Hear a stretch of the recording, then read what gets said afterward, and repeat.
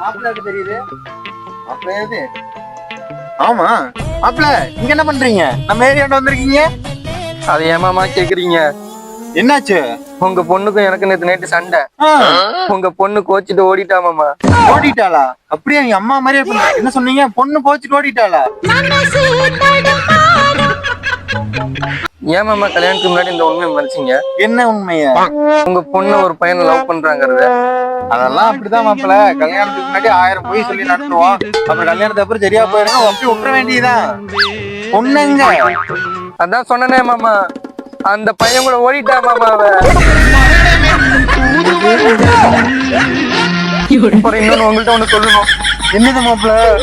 நானும் கல்யாணத்துக்கு முன்னாடி ஒரு பொண்ணை லவ் பண்ணேன். அவ கூட ஓடலான்னு இருக்கேன்.